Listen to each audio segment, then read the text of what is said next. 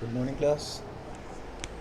हमने अपने half yearly syllabus में एक चैप्टर अभी हमारा रह गया है, that is chapter number 12। I have already given you the syllabus, so let's go for it. Chapter number 12, it's based on exponents.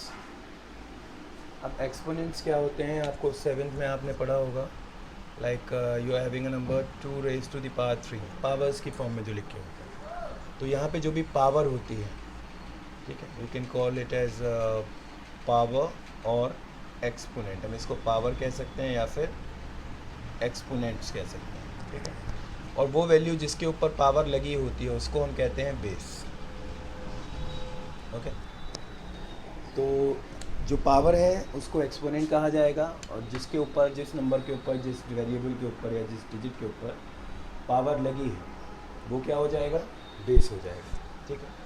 अब इनकी कुछ प्रॉपर्टीज़ हैं, कुछ लॉज हैं, वो आपको लाइक सेवन्थ में मैंने पढ़ाया हुआ है, और जो दूसरे सेक्शन के बच्चे हैं उन्होंने भी पढ़ा होगा, लाइक बी के। एक बार देख लेते हैं, let's recall all that.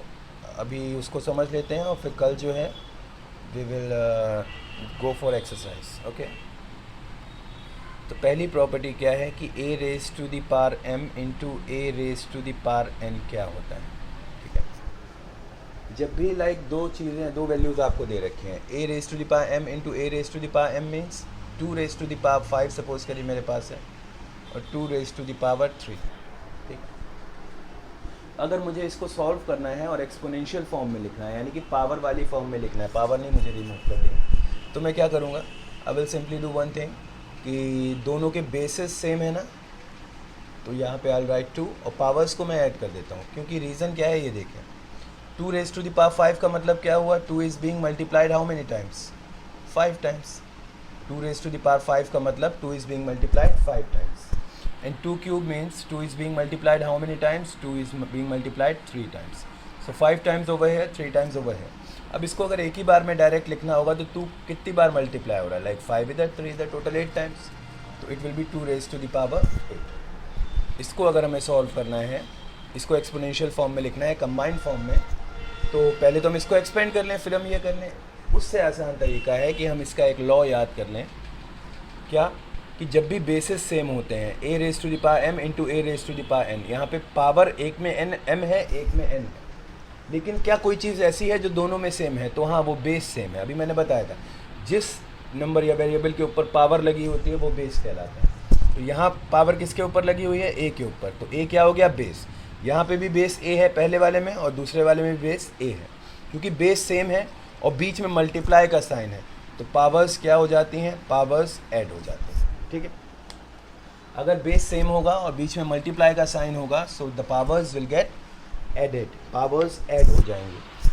Then second one, यही अगर मुझे दे रखा हो a raise to the power m divided by a raise to the power m। अब अगर ये दे रखा है, अभी भी बेसिस मेरे सेम है लेकिन बीच में डिवाइड का साइन है, तो अगेन सेम एग्जांपल से समझते हैं। 2 raise to the power divided by 2 raise to the power 3 है मेरे पास, इसको मैं कैसे लिख सकता हूँ, 2 इंटू 2 इंटू 2 इंटू 2 और अपॉन में, क्योंकि डिवाइड कर रहा हूँ तो मुझे वैल्यू अपॉन में रखनी पड़ेगी, 2 इंटू 2 इंटू 2, 3 2 जो होंगे वो कैंसल्ड आउट हो जाएंगे, व्हाट विल रिमेन 2 स्क्वायर। यानी यहाँ पे क्या हुआ, जब डिवीज़न का साइन होता है और बेस सेम होते हैं तो पावर्स में माइनस किया जाता है, सब्ट्रैक्ट किया जाता है, so it is equal to a raise to the power m minus n, ठीक है। ये दूसरा लॉ है आपका। Then third law, a raise to the power m, a की पावर m है, and raise to the power n, और further उसके बाद में पावर क्या लगी हुई है, n लगी हुई है, मीन्स ब्रैकेट के बाहर एक और पावर। जब भी इस टाइप का कोई भी सिनेरियो होगा तो you will simply do one thing, you will write a raise to the power, powers में मल्टीप्लाई हो जाएगी, नंबर में नहीं होगी, पावर्स में m इंटू n, या फिर mn भी लिख सकते हो, ठीक है। फॉर एग्जांपल अगर मैंने लिखा हुआ है 2 का स्क्वायर इन, और इसके ऊपर पावर लगी है लाइक 3, ठीक है, तो इसका मतलब क्या हुआ, इसका मतलब ये हुआ कि 2 का इसका, पहले तो हम ब्रैकेट के अंदर सॉल्व कर लेते हैं, मतलब क्या हो गया 4, 4 का क्यूब मतलब 4 इंटू 4 इंटू 4, और 4 को आप क्या लिख सकते हो, 2 into 2 into 2, into two into two into two, एक 4 के लिए 2 2, दूसरे 4 के लिए 2 2, तीसरे 4 के लिए भी 2 2 है हमारे पास, ठीक है। So when you will solve it, you will get what? You will get it equal to 2 raised to the power 6. यहीं पे हम डायरेक्ट भी तो कर सकते हैं 2 इंटू 3। तो इतने एक्सटेंशन से, इतने लंबे प्रोसेस से बचने के लिए हम ये लॉज याद करेंगे कि a raise to the power m और further raise to the power n अगर है तो हम क्या करेंगे, पावर्स में मल्टीप्लाई कर देंगे। Simply we will get a raise to the power m into n। Directly यहाँ से यहाँ पे पहुँच जाओगे। 2 इंटू 3 इज़ वॉट? 6, ठीक है।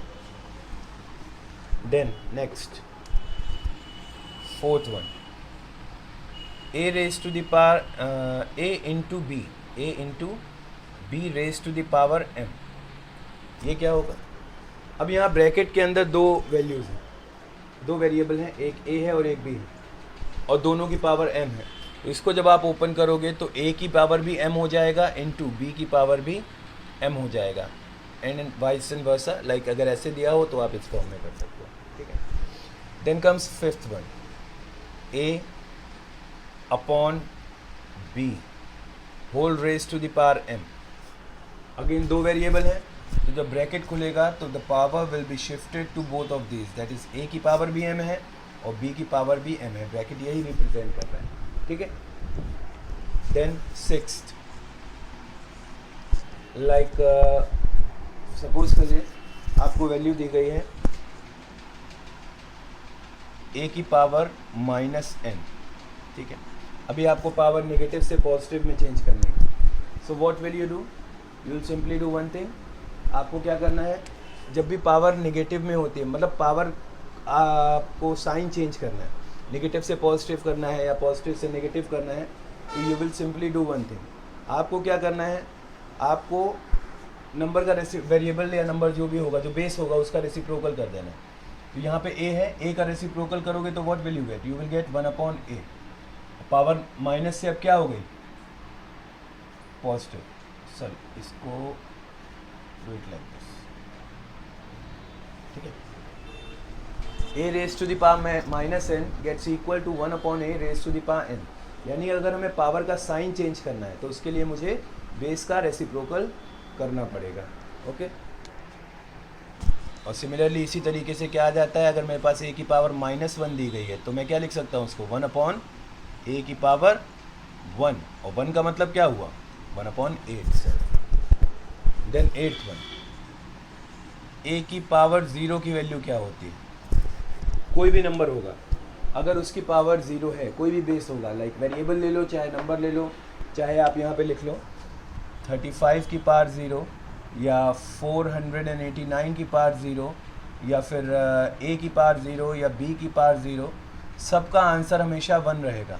तो पावर जब भी 0 में रहेगी तो आंसर विल ऑलवेज बी 1। तो a raise to the power 0 is equal to what? 1। a की जगह आपकी कोई भी वैल्यू हो सकती है। In all the cases the answer you get will be 1। Got it?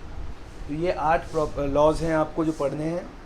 आज के लिए अभी इतना ही है, पहले इनको समझ लीजिए, इसके बाद we will start exercise tomorrow, okay. Thank you everyone, have a good day.